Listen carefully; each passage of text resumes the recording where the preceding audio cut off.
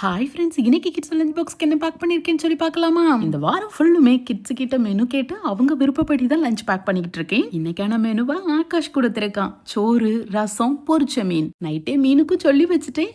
காலையில் 5:30க்கு கால் பண்ணோம் அப்படின்னா கட் பண்ணி வீட்டிலே கொண்டு கொடுத்துருவாங்க. இன்னைக்கு பொரிக்கிறதுக்காக வாங்கியிருக்க மீன் சால மீன். சால மீன் பிடிக்காதவங்களே இருக்க முடியாது. ரசத்து கூட மீன் ஃப்ரை ஒரு ஹைலைட்ன மாதிரி சால மீன் ஃப்ரை இன்னும் சூப்பராக இருக்கும்.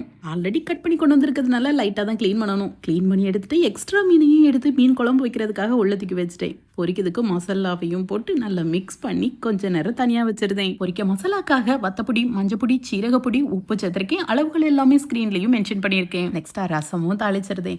ரசத்தை தாளிக்கும் போது கொஞ்சம் நெய் விட்டு தாளிச்சு பாருங்க. டேஸ்ட் கொஞ்சம் வித்தியாசமா இருக்கும். வித்தியாசம்னா நல்லா டேஸ்டா இருக்கும். என் குட்டீஸ்க்கு ரொம்பவே பிடிக்கும். அதே மாதிரி ரசம் நல்லா டேஸ்டா வர்றதுக்காக நோட் பண்ண வேண்டிய இன்னொரு விஷயம், ரசம் சூடாகி நொற கூடுனதும் ஆஃப் பண்ணிடணும். கொதிச்சிடக்கூடாது. பிள்ளைங்களுக்கு பிடிச்ச மாதிரி ரசமும் ரெடி. சோறு வெந்துட்டு வடிச்சுட்டே சோறையும் ரசத்தையும் மிக்ஸ் பண்ணி ரசச்சோரா பாக்ஸ்லையும் பேக் பண்றேன்.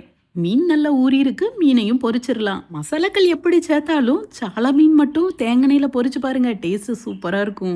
எனக்கு பழைய சாதத்து கூட இந்த பொரிச்ச மீன் ரொம்ப பிடிக்கும். உங்களுக்கு இந்த காம்பினேஷன் பிடிக்குமான்னு சொல்லுங்க. நல்ல காரசாரமா மீனையும் பொரிச்சு முள்ளையும் எடுத்துட்டு பாக்ஸ்ல பேக் பண்ணிருக்கேன். சால மீன் பொரிச்ச மசாலா ரொம்ப முக்கியமானு சொல்லி ஆகாஷ் சொல்லியிருக்கேன். அதுக்காக அதையும் எடுத்து பத்திரமா வச்சாச்சு. அப்பளத்தையும் பொரிச்சு பேக் பண்ணிருக்கேன். 10 மணி ஸ்நாக்ஸ்க்கு ஸ்டார் ஃப்ரூட். நேச்சரா கிடைக்கிற எந்த ஒரு ஃபுட்டா இருந்தாலும் அதுல மைனஸும் இருக்கு, பிளஸும் இருக்குது. அளவுக்கு அதிகமா எடுத்துக்கிடும் போது தான் அது மைனஸ் ஆகும். அதனால அளவா எடுத்துக்கிடலாம். ஸ்டார் ஃப்ரூட்டையும் க்ளீன் பண்ணி கட் பண்ணி உப்பு தூவி பாக்ஸ்லயும் பேக் பண்றேன். பிரேக்ஃபாஸ்ட்டுக்கு கோதுமை ரவை. கிட்ஸ்க்கு ஊட்டியும் விட்டுட்டு குட்டீஸ்க்கு பிடிச்ச மாதிரி லஞ்சையும் ரெடி பண்ணி பாக்ஸ்லயும் பேக் பண்ணி குட்டீஸை ஸ்கூலுக்கு அனுப்பியாச்சு. ஓகே ஃப்ரெண்ட்ஸ், லஞ்ச் காம்போ பிடிச்சிருச்சுன்னா ஒரு லைக் கொடுத்துக்கோங்க. நாளைக்கு என்ன மெனுன்னு சொல்லி நாளைக்கு பார்க்கலாம்.